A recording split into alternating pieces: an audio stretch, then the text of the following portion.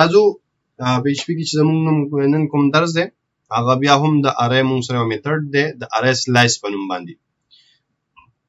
نو دلته مونږ سره یو ارې ده او په ارې کې مونږ سره ویلیوز خو مونږ غواړو دغه ارې څخه یو څه ویلیوز جدا کړو. نو د هغه لپاره به مونږ څه کوو؟ لکه دلته مونږ ګوره جواد او کریم چې دی له دې بره ارې څخه جدا کړي دي. نو لکه ګوره مونږ سره په دې کې جواد او کریم موجود دی، هغه مونږ له دې څخه راویستی او بله ارې مونږ کریټ کړه. نو دغه کار چې کله مونږ کول غواړو نو مونږ به د ارې سلایس څخه استفاده کوو. ارې سلایس چې د هغه درې پارامیټرز اخلي، ارګومنټس اخلي. لومړی چې کوم ارګومنټ دی دې کې به تاسې هماغه ارې پاس کوئ چې کوم یو نه تاسې ویلیوز راوباسئ. دویم چې کوم ارګومنټ دی سټارټ له کومه ځای اخلي هغه به تاسې لیکئ. د سټارټ نه هدف د ویلیوز انډیکسز دي. مثال دا په 0 انډیکس دی، دا په 1 انډیکس دی، دا په 2 دی، دا په 3 دی. مثال زه وایم چې دی جواد نه شروع کا، دلته به زه ورته لیکم چې سټارټ له 1 نه واخله. لینث دلته به تاسې ورکوئ چې څومره ویلیوز تاسو راخیستل غواړئ، تعداد به ورکوئ. مثال زه وایم چې یو نه شروع کا او 3 ویلیوز راواله، یو نه شروع کا 2 ویلیوز راواله، دلته به څه ورکوم؟ لینث به ورکوم. نو دا موږ سره یو فنکشن دی یا یو میتھډ دی چې دې په واسطه موږ کولی شو د ارې څخه ویلیوز جدا کړو، راوایې کړو. زو عملي یې ګورو. نو دلته راځم یو ارې اخلم او په دغه ارې کې ویلیوز اچوم چې دا موږ سره احمد شو، دا موږ سره کریم شو، او دلته راځم دا موږ سره جواد شو، او یو بل اخلم دا موږ سره محمود شو. دا مې واخیستو. اوس څه کومه؟ اوس ورته وایم چې د دې نه زه یو ویلیو جدا کول غواړم. نو اول دا له خیمه زه لیکم چې ایکو پری ټیګ سټارټ کوم، ځکه تاسو ته پته ده پری ټیګ د فارمټینګ لپاره اخلم. کاپی پیسټ او راځم دا کلوز کوم.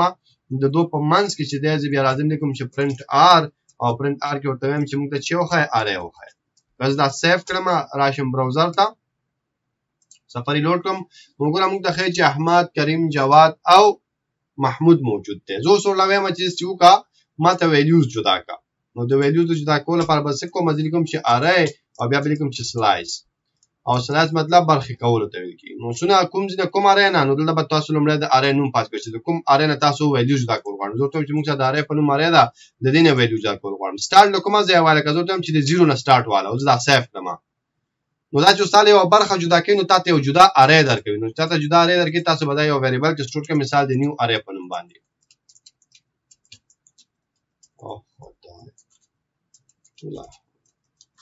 نیو ارې په نوم باندې به سیف کړئ او دا ورته چې موږ ته نیو ارې پرنٹ کا. نو که زه راشم سیف کړم او سفاري لوډ کړم، نو ګورم موږ د سیم ټو سیم ارې لاسته راغله. سیم ټو سیم ارې ولې لاسته راغله؟ ځکه موږ ته چې د 0 نه شروع کا، باقي مې ورته ونوي چې څونه واخله. کله راشم ورته چې 1 نه شروع کړه او سفاري لوډ کړم، نو ګوره اوس 1 نه شروع کړو، یو ویلیو پرې خوستو. که زه ورته چې نه 2 نه شروع کا، دلته لیکم چې 2 نه شروع کړو، راشم سفاري لوډ کوم، نو اوس ګوره 2 نه شروع شو، کریم هم لاړو. او که چېرته تاسو ورته چې نه 0 نه شروع کا، کاما او لینث ورکوم، مثال د خبرې تر 4 پورې لاړ شه، او دا ورکړم، راشم د سفاري لوډ کوم، نو ګوره 0 نه شروع کو 4 پورې لاړ، نو 4 ویلیوز ټول راته راواخیستو. که زه ورته چې نه 4 پورې مه ځه 2 پورې لاړ شه، نو دا به زه 2 لیکم، بیا به راځم سفاري لوډ کوم، نو تاسو ګورئ موږ ته 2 ویلیوز راواخیستو. 0 نه شروع شو 2 پورې لاړ، نو 2 ویلیوز موږ ته راواخیستو. او که زه ورته چې نه داسې وکړه چې 2 نه شروع کا او بیا 3 پورې لاړ شه، او زه دا سیف کړم، سفاري لوډ کړم، نو ګوره 2 نه شروع شو 3 پورې راغی. نو دا موږ سره د ارې سلایس خبره ده چې موږ کولی شو د ارې څخه یوه برخه راواخلو او له هغه نه استفاده وکړو.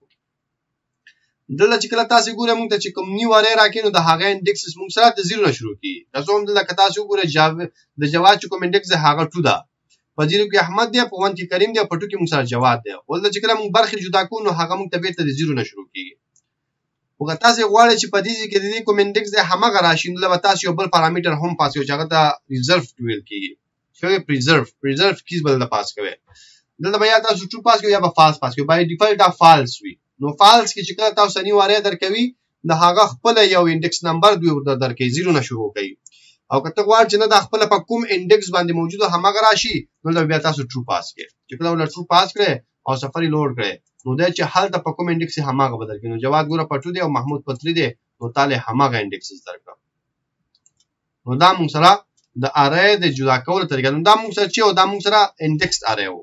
که زه اوس راشم دلته یو اسوسییټیو ارې واخلم، همدغه ارې کې ویریبل اخلم، په دې کې اسوسییټیو ارې اخلم چې په ای کې موږ سره مثال د خبرې جواد دی، او راځم لیکم چې په بي کې موږ سره کریم دی، او راځم لیکم چې په سی کې موږ سره محمود دی، او ورته لیکم چې په ډي کې موږ سره عبدالله دی عبدالله دا مې ولیکم. اوس ګوره اوس ورته سویم دا ټروم ختمومه او دا لند پرېږدم او ورته وایم چې داسې وکړه یو نه شروع کړه او تر 3 پورې راواخله. اوس راځم سفري لوډ کوم. نو ګوره یو نه شروع کړو 3 پورې راواخلو. لکه ته راشي ګوره په ځینو انډکس تا سره څوک دی جواد دی. ګوره لومړنی ویلیو تا سره جواد دی پرېښوستو یو نه شروع کړو تا ته راواخلو یو همداسې 2 بیا تاسو 3 پورې راواخلو. او انډکس نمبر چې دی بي سي ډي د دې خپل انډکس نمبر چې دی بي سي ډي ورسره راغلی. که زه راشم ورته وایم چې مثال د خبرې داسې وکړه 2 نه شروع کړه او 3 پورې راواخله. دلته راشم سفري لوډ کوم نو به 2 نه شروع شي او 3 پورې به راکړي. نو مطلب دا چې دا موږ اسوسییټیو ارې سره هم چک کولی شو استعمالولی شو. او که چېرته دلته زه داسې وکړم چې دلته ما کوم کیا اخیستی ډي دی د دې په ځای یو نمبر ورکړم مثال د خبرې 10 ما ورکړو دی کې مې 10 ورکړو او دلته راشم ورته وایم چې څه وکړه سفري لوډ کوم نو دلته موږ سره 0 راغی. عبدالله دلته موږ په څو کې سټور کړی دی په 10 کې نو دلته د کوم چې راغی انډکس نمبر موږ سره 0 راغله.